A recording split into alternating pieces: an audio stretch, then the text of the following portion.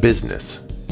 It's how we get our start, how we make our way, how we pay our bills, and it's also how we get burned. Crazy bosses, backstabbing employees, theft, fraud, incompetence, and the fine print.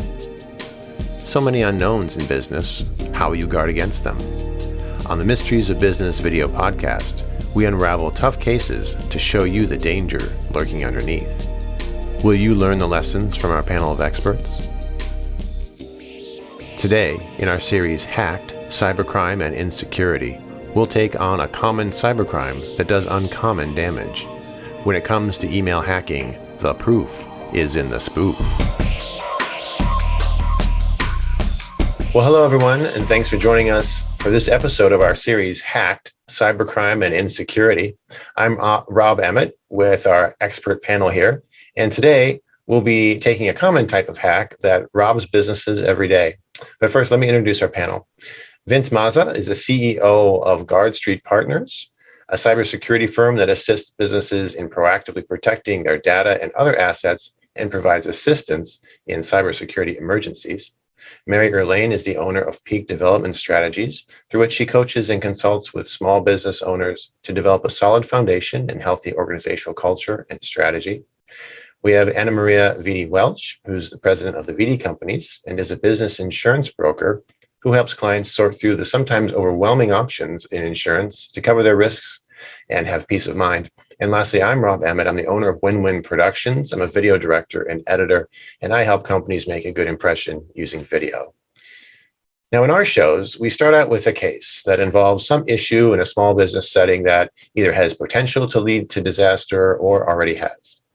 Then our panel of experts pulls from their different specialties to analyze the case, point out what went wrong and how they would have helped the company navigate the situation. So today's case involves a simple lapse in cybersecurity that leads to an expensive outcome. Let me tell you the story. Friday morning, Trudy in accounting receives an email from the CEO, Rick. Rick wants Trudy to pay a vendor $20,000 right away to get a very important project rolling. This is nothing out of the ordinary. Rick always puts details like this off until the last moment, but Trudy always gets the money where it needs to go on time. The CFO, Jason, will have a few things to say about it. Jason is all about protocols and verifying payments, which Rick ignores in moments like this. The vendor's details are in Rick's email, and so off the money goes, and Trudy moves on with her morning. Just after lunch, Jason enters her office with a concerned look on his face. He was doing some auditing today and saw the payment she made. What was the $20,000 for this morning, Trudy? Trudy says she doesn't know. Rick just told her to pay it. Jason calls up Rick on the office phone and puts him on speaker. What was the $20,000 you had Trudy pay out today? He asks. I didn't ask Trudy to pay any money out today, Rick replies. Trudy chimes in, yes, you did. You sent me an email this morning. Rick replies, I didn't send you any emails about paying a vendor today. Jason is annoyed. I need to know about these things, Rick. Hold on, I'll come down, Rick replies, and he hangs up. While they wait, Trudy pulls up Rick's email from that morning. There's the request for $20,000. There's the vendor's payment information. There's Rick's name and email signature. There's the company logo. Rick enters and Jason points to Trudy's screen. There's your email, Rick. Rick looks confused. He takes the mouse and scrolls through the email. The three lean in to look more closely. That's when Rick scrolls over his email address at the top. Up pops some text displaying the underlying email address. It isn't Rick's. It doesn't even end with the company's domain name. Rick's email has been spoofed and the $20,000 is gone. Vince, if this had been your client, what would be your first moves? Well, first and foremost, this is so common. And the typical approach would be, if there was a proactive nature to it, is they would have had a policy procedure to ensure that it wouldn't happen and validate that Rick actually needed a wire sent. But given that that didn't happen here today, typically a company now would put the procedures in place. The first thing that I would recommend to our client, if this happened to them, is, okay, you have got to act extremely quickly because your money is now in transit and it's moved to another bank, and it may be moved to several other banks and eventually out of the country. And then it'll be gone. It'll be very difficult to get. There's something called money muling, where money is transferred from bank to bank. So the first thing is get organized. Let's get the account information, everything that the bank would need, so that the bank who you're about to call can move very quickly to try to pursue what's called a swift recall to try to sweep that money back. If they can't do that, then at that point, they're going to have to call the other bank and find out where that money is gone. But we'd advise our client to move very quickly, contact the FBI at that point, get a case number, call the police, and very importantly, check your cyber liability insurance policy and see if you had fraudulent instruction coverage. If you did, you got a shot at getting your money back. If you don't, let's hope that the bank can help you to retrieve your money.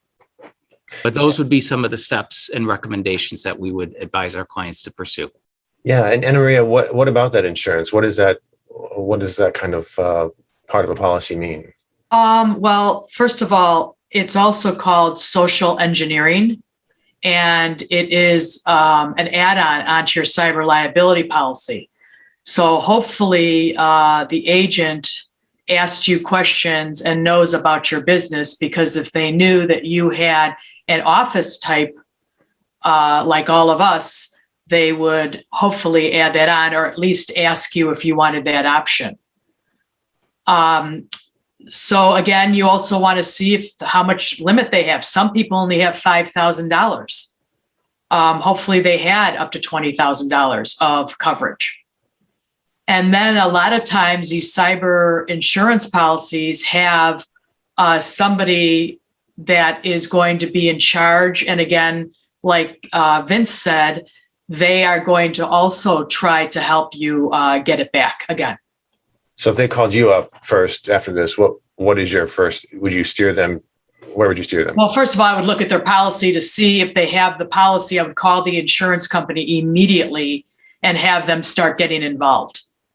Yeah, typically a lot of the insurance policies have an incident response team. Mm-hmm. So they may have a legal office or a cyber group that they've approved, who will then start working with the customer and advise them the way that I just did, and who you need to call, and actually start to help them to conduct that. And one thing I want to add is do not call your lawyer first. Because if a lawyer gets involved, then it might breach the contract, the insurance policy. Wow. And that's for anything. So. Wow.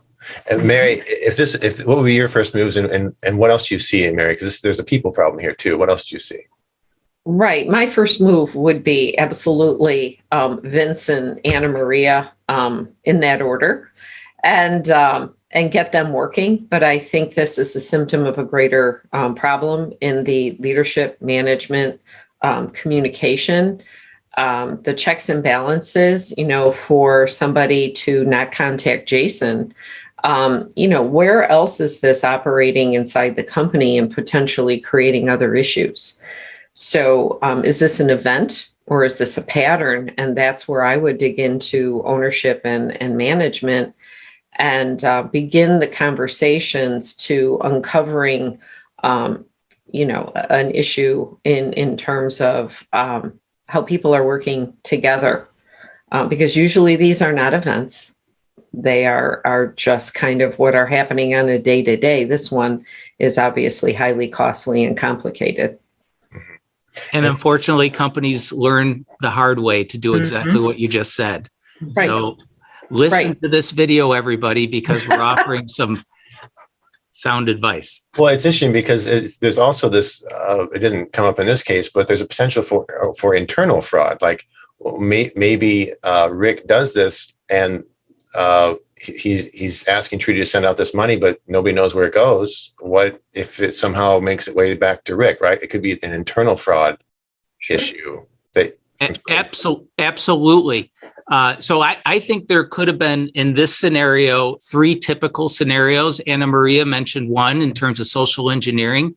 Somebody was getting to know Trudy somehow, maybe even hacked her email address and her email account, and learned who the CEO was, learned what their logo was, how signature lines work, and all that kind of stuff. But eventually convinced Trudy through an email, however Rick would have sent it, to send that email. So that's one approach. That's the social engineering side. The second is that potential email hack. But third is, and it's so common, the inside job. Mm-hmm. You know, there's somebody on the outside, somebody instructed somebody on the outside, told them exactly what to do, who to target. And maybe even set up all the accounts for the wires to be moved through. Exactly. And this particular, what is the name of this kind of hack, Vince? What's the industry name? Is it email spoof? Is that what you said? Well, it's a few things. So it ultimately turned out to be wire fraud. Okay. Which started with social engineering, likely, and then it was an email spoof. So in other words, the email address wasn't really the CEO's, but it looked like it was. It's a very simple thing to do, but it did take some reconnaissance on the side of the attacker to understand who it needs to go to and who it needs to come from. So it's not that difficult to change an underlying email address to do that? No, it's not. The profile of somebody who's behind this, what is it drive? Is it just money? What is driving the industry behind this? There's a whole world behind the scenes doing this kind of crime. Who's doing this? Well, I'll tell you, 71% of the time it is financially motivated. In this case, it's clearly financially motivated. And to answer your question in terms of who, you know, it used to be that the cyber attacker was the dude or gal in their parents' attic, you know, in the dark, you know, working and sending those emails and so forth. It's really evolved. It could have been, it could still be an individual that still exists, but it's typically organizations now of attackers. They literally fall into an organizations. They have a name. They're set up like a company would be, and that's who's attacking. And you know, the cyber attackers could be, some of them, the entry levels could be making as little as $40,000 a year. That's of course part-time, but the middle of the mid-scale income level is just south of $1 million, and the higher paid folks are making north of $2 to $3 million. Wow. So it's all over the board, but it's definitely an organized approach now. Mm-hmm. I can probably speak a little to the inside job, and that is clearly could be a disgruntled employee.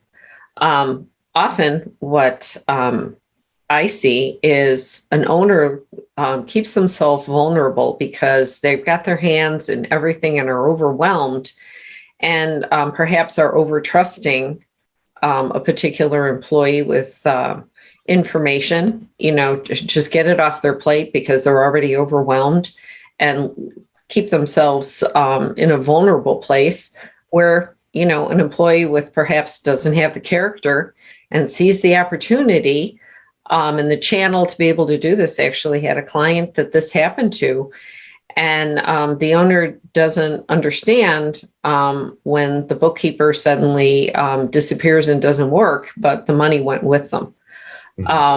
So you can have overwhelmed small business owners, and then those that are naive and just leave the back door open, very much to what Vince is talking about. Those owners oftentimes are leaving the windows and the back door wide open because they don't necessarily think it's going to happen to them. They're too small. Nobody knows about them, or sometimes they don't even want to invest the money to protect themselves, either by insurance or by the services Vince offers. And they're just asking for it. for anybody that's watching, make sure you get an option or see if you even have this type of coverage. If you have cyber, don't think that you are covered for almost anything that can happen. Because like I say, I describe it, cyber is like cheese pizza. You can add different coverages on. And if you're not talking to somebody that understands cyber coverage, you might be paying for something that you don't even know, that you have or you don't have. And what was the kind of coverage that would have covered this scenario? Well, social engineering, it could be called, cyber deception. There's a couple things, but if you explain to the agent, that you're worried about this, they'll know what, it's called, but. Yeah. Okay. Yeah. And I was just thinking, Mary, you mentioned smaller businesses. Who are the main targets of this? Is it medium or are the small businesses too small to be worth it? Who's the target? I would probably yield to Vince to give us statistics on that. Yeah, the bigger, more established companies have their policies and procedures documented and reviewed with employees, and they sign off on them. Small companies should. They typically don't have that problem. The attacks go towards the smaller business. In fact, 70% of the attacks like this will hit the smaller companies because the cyber criminals know full well the probability that a documented plan of attack and policies are not in place. And the small businesses don't have maybe the wherewithal or the people to help them to establish those. That's why it's so important to work with third parties when you're a small business and try to find the best you can in a particular category to help you, because you don't know what you don't know. You're running your business. You've got so many things on your mind. You need to talk to counsel on particular categories where you're falling short. Yeah, and we're going to talk about that in a few minutes to talk about how do we mitigate this. Well, before we move to that, though, tell me more from all of you. What is the damage of these kinds of cyber attacks? There's the financial, but then there's also the interpersonal. I'm sure Jason's going to be really ticked at Rick, and Trudy feels, foolish. What's the damage from your different perspectives, ultimately, of these kinds of attacks? If this was an inside job, Jason's pretty happy. He probably knew there wasn't, if it's an inside job, he fully knew that there wasn't a documented policy, and that this is typical. And he's the hero to catch it, but because maybe he felt, oh my gosh, something went wrong. I better, do a quick audit. But there's, if you don't have the right insurance coverage, as Anna Maria will point out, and you let the crime go through the weekend, we'll figure this out on Monday. These crimes, by the way, typically happen on Fridays to get the wires out of the country as quick as possible. But if you wait, you're likely going to be out of the money. So the financial damage would be severe. But yeah, just the human element. Trudy's now, in a spot where, I thought I was doing the right thing. Am I going to get fired now? Trudy's probably a great employee, very loyal to the organization. She's in a tough spot because she didn't have a protocol. So from taking the lead from that, this is either an opportunity for a chain reaction that can help an organization, aside from trying to get the money I was talking about from the people. Or it can literally upend, a company. Depends on the size, depends on their wherewithal to be able to withstand such a hit. So, this is a place and time for an owner that had this happen to them to not try to fix it themselves, because they're trying to do it from the inside out. And there's a whole bunch of blind spots, I suspect, that they can't see because they're blind spots. they can't see them. It's impossible. But bringing in consultants and taking a look and taking this mess and, creating a new plan, depending on like the source, whether it's an inside job or whatever, it's an opportunity to, if they can withstand it, to come out stronger and more secure, especially if they use the services of Vince and Anna Maria. Mm-hmm. And in this situation, I mean, the CEO would they probably let go, right? I mean, the company probably wouldn't keep somebody that had been breaking protocols. Would be the owner. Yeah. The CEO oftentimes in these businesses are the owners. Okay. So, it depends on how vulnerable. And right now, an attack like this coming out of an already challenging market time, can be the last straw.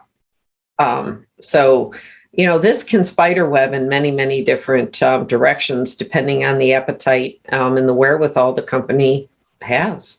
Yeah, they might even pull in their IT folks and say, how did this spoof happen? Why don't we have the appropriate email security tools in place?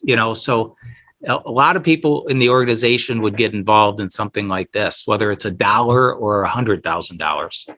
If you really want to dig deep, if they didn't have the coverage, they'd want to see, why didn't the agent explain it to them or give them the option, or who in the company is responsible for the insurance renewals? Right. So this is very tangential. Mm-hmm. Mm-hmm. That's a good point, though, on the agent side of things, because I know cyber liability insurance costs have been going up and the coverage is expanding. More people are getting it. But if you don't have a good agent that fully understands cyber liability insurance, that's a risk in and of itself. Absolutely. You could be digging out later.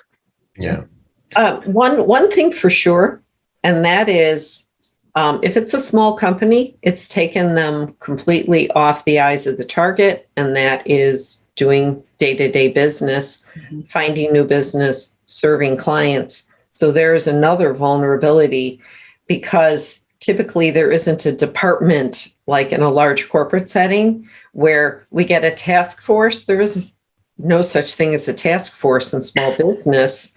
The business itself could come to a grinding halt because we're all having to pay attention and try to clean up this mess. Mm-hmm. Vince, you probably have, if in conversations with people like at network meetings or whatever, and people that aren't very familiar with this area, how many have you ever heard people say, well, I have antivirus software, so I'm protected from all this, right? And they just have no concept that cybersecurity goes far beyond antivirus software. There's a whole world of other dangers, right? Viruses are just one little piece of it. Yeah. When it comes to cyber security and protecting yourself from the example that we have here and others, it's all about layers of security. Antivirus is good, and everybody should definitely have it. But if we looked at, there was a study done last year of all the attacks that were reported. What happened is 82% of the attacks just blasted through the antivirus, and over 70% blasted through endpoint protection. So it's not enough, and people think they're protected because maybe that's okay for your home computer to have antivirus. You should probably actually have some more. But when it comes to your business, you're at big time risk. So there's a whole host of additional things to look at, but it doesn't have to be crazy expensive, and it doesn't have to be complex. It just has to be effective. Mm-hmm. I also have people that say, oh, I don't need cyber liability because I have everything in the cloud. Right. And the thing about the cloud is, while you are more secure in the cloud after you've stabilized being there for a little while. You've cleaned up some of the gaps where patches have been made so that you can be more secure there. But you know what? If something happens to your data, Amazon or whoever you're hosting it with in the cloud, they're not liable. You are. If you have your customers' information in the cloud and you're hacked, it doesn't matter. It's your problem. So you're a little safer, but you've still got to follow good cybersecurity posture requirements. Additionally, that is from the experiential part of this issue. But back to the leadership and management, there's got to be better controls, better measures, accountability. So there's a lot of people issues in there that also need to be addressed. And this may if this is just the costly one and these mistakes have been going on, there's perhaps consequences of that as well. Mm-hmm. And so from all of your areas or perspectives, if you had a business that was just starting out and they had enough money to get up and running with decent cybersecurity training and protocols, what would you tell them to do? What's the basics of cybersecurity as far as IT, insurance, people, training protocols? What would you recommend, each of you? I would always start with I call it the 4 Ps of cybersecurity, starting with policies and processes. If you're a new business, if you want to work with the bigger businesses, you're going to need to have your documented policies in place. So I would, things like changing your password, setting up multi-factor authentication, setting up a process to validate a request for a wire. That's the first piece. Second P is your people. Mary can expound on that, but definitely train them. I believe, and Mary validate this, but employees want to do well. So leadership should guide them and give them the training and tools so they can. And then, having some protection tools in place to create those layers that I had mentioned. So like a vulnerability scan, the multi-factor authentication. And then finally is having good partners. From a leadership perspective, people need support from people like Mary. From an insurance perspective, having that backstop, if something slips through, you got to have insurance coverage and a good agent like Anna Maria. And you've got to have a great cybersecurity company as well. So those are the 4 Ps that I would advise any new business, small business, basically any size business, follow those 4 Ps. And then what I can add to that is, if you don't have cyber liability or you don't know, because I know a lot of people don't know what's in their policies, please call your agent and find out. And if you do have it, I would go over it every maybe 6 months even and ask your agent, what else can I add to that? Remember, it does not cost to get a quote. Mm-hmm. Mm-hmm. Mm-hmm. As far as the people goes, the communication should be a fluid form of communication. Leadership and management can come in bits and bytes. It doesn't have to be, a 2-hour meeting. It's having huddles. You schedule these throughout the day where you're checking in. There are also, I question perhaps why the sloppiness in the communication in dealing with the situation and Jason was left out. What's going on between Jason and Rick, or Rick and Trudy, or whatever that triangle exists? There's something there. And we got to bring that around a table and talk about it, but not talk about it in a way where I'm not saying there aren't consequences, but it's a learning opportunity. And great leaders will seize this as opposed to rant and rave, about this and threaten and in essence destroy the culture. It's a moment of pause. And you can do a lot in that, but specifically, it starts at the top. It starts at whoever the owner of this organization is. They need to look in the mirror and realize the buck stops ultimately in that office even though, yes, it was further down the channel, but the opportunity started in the owner's office somehow, and they're part of the problem, even though they weren't maybe a direct participant. Well, does anybody have any, we'll wrap up here. Does anybody have any final thoughts on the scope of the problem and the scope of your area? How do you, anything left to say that you want to say? This is so avoidable, what happened. And it's very simple things that if you spend 10 minutes, sit down, figure out what you need in your policies, work with a professional who understands it, work with a leadership consultant, and get a really good cyber person and video person for that matter. And it'll all come together. Mm-hmm. Agreed. Be proactive.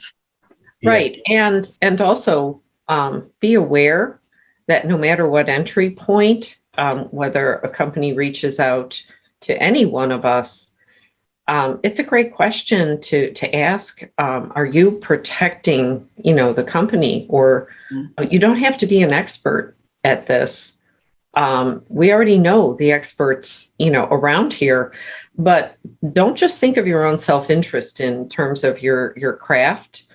Be aware that the number one problem may not be something that I address. It's something that needs to be addressed by one of you.